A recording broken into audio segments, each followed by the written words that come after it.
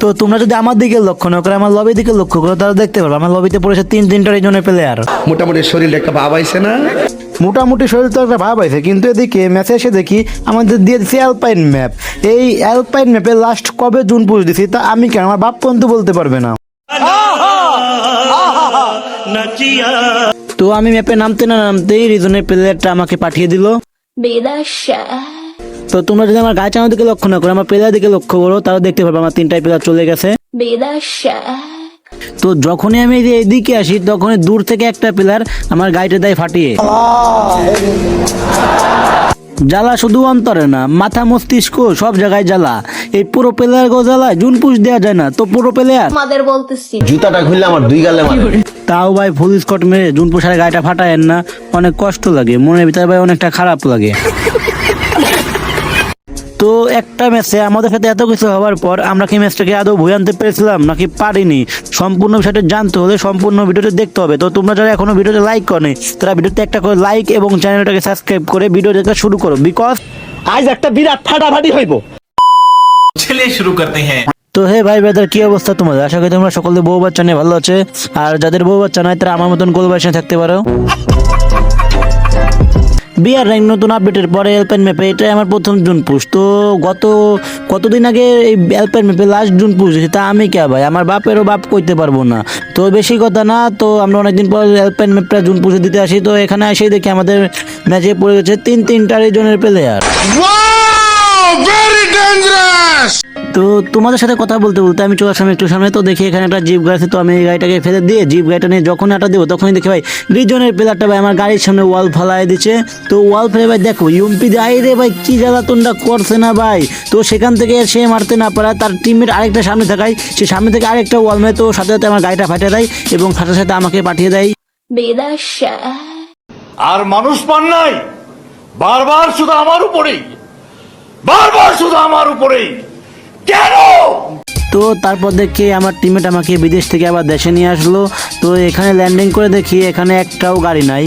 তারপর দেখি একটু সামনে একটা লঞ্চার, তো সেখান থেকে আমি আন্দাজে ভাই একটা লঞ্চার মারি।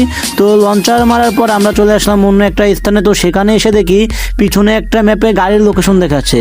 তো তারপর আমরা সেখান থেকে গাড়িটা নিব এবং গাড়িটা নিয়ে আমরা চলে যাবো টোকেন কালেকশন করার উদ্দেশ্যে।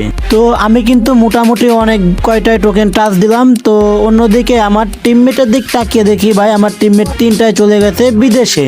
তো তাদেরকে এখন বিদেশ থেকে দেশে আনার জন্য আমি চলে যাবো ব্যান্ডিং এর সামনে এবং ব্যান্ডিং থেকে তাদেরকে দেশে নিয়ে আসবো। তারপর আমি চলে যাবো আবার টোকেন কালেকশন করার উদ্দেশ্যে। তো তাদেরকে বিদেশ থেকে দেশে আনার পর তারা আবার তিনটা চলে যায় বিদেশে। তো এদিকে দেখতে পাচ্ছি আমার কাছে কিন্তু টোকেন অত পরিমাণ নাই। তো দেখি সামনে একটা 500 টোকেন দলা পড়ে রয়েছে। তো তাদেরকে এই 500 টোকেন নিয়ে আমি তাদের ব্যান্ডিংয়ের সামনে চলে যাবো। ব্যান্ডিং থেকে তাদের তিনজনকে আবার রিভাইভ দিয়ে আমি আবার চলে যাবো টোকেন কালেকশন করার উদ্দেশ্যে। তো মোটামুটি ম্যাপের সব টোকেন কালেকশন করার পর দেখে আমার টোকেন মাত্র 1100। তোমরা তো দেখছো অনেক টিমমেটকে অনেকবার রিভাইভ দিছি। আর এদিকে আমার টিমমেটের কাছে অনেকগুলো টোকেন ছিল, তাই আমি আমার টিমমেটের কাছে মোটামুটি সব টোকেন নিয়ে নিলাম। তো সব টোকেন নেওয়ার পর দেখি আমার কাছে টোকেন হয়েছে 5600। তো মোটামুটি 5600 টোকেন নিয়ে আমি চলে যাবো জুনের ভিতরে বক্স খোলার উদ্দেশ্যে, কারণ আমার কাছে ভাই মেডকিট নাই, কারণ টিমমেট অনেকবার মরছে এই জন্য আর মেডকিট নাই।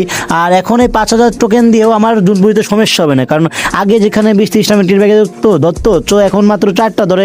আর নর্মাল মেডকিটে 15-20টা হলে হয়ে যাবে, এই জন্য ধরো অত প্যারা নাই।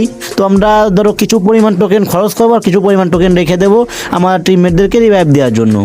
তো আমি বক্স খোলার পর একটা সেফটি জায়গা খুঁজতেছিলাম, কারণ কোথায় এই গাড়িটা নিয়ে দাঁড়ালে আমাকে এনিমি দেখতে পারবে মারতে পারবে না। তো দেখি এখানে পাথরের কাভারটা অনেক ভালোই আছে। তো আমি পাথরের কাভারটা থাকলাম। তো কিছুক্ষণ পর আকাশ থেকে 3টা প্লেয়ার নেমে ভাই দেখো গাড়িগুলোর অবস্থা পুরো টাইট বানায় ফেলছে ভাই।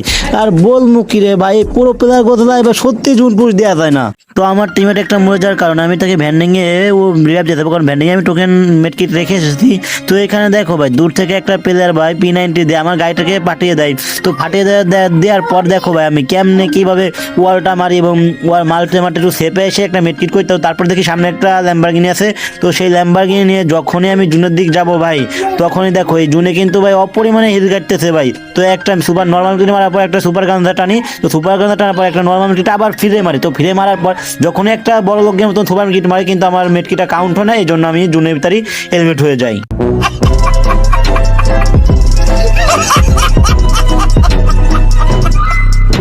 তো আজকের ভিডিওটা এই পর্যন্ত ছিল। তো তোমাদের কার কার কাছে আমার ভিডিওটা আজকে ভালো লেগেছে তো অবশ্যই কমেন্ট বক্সে কিন্তু বলে যাবে। আর হ্যাঁ, তোমরা যারা যারা ভিডিওতে লাইক করে তারা অবশ্যই ভিডিওটাকে লাইক করে এবং চ্যানেলে নতুন হয়ে থাকে চ্যানেলটাকে সাবস্ক্রাইব করে পাশে থাকা রেড বাটন দিয়ে চাপিয়ে দাও, কারণ আমাদের নতুন নতুন ভিডিও যাতে তোমাদের সামনে চলে যায়। তো দেখা হচ্ছে তোমাদের সাথে অন্য কোনো নতুন কোনো ভিডিও, হয়তো সে তখন ভালো থাকবা, সুস্থ থাকবা। বাই বাই, আল্লাহ হাফেজ।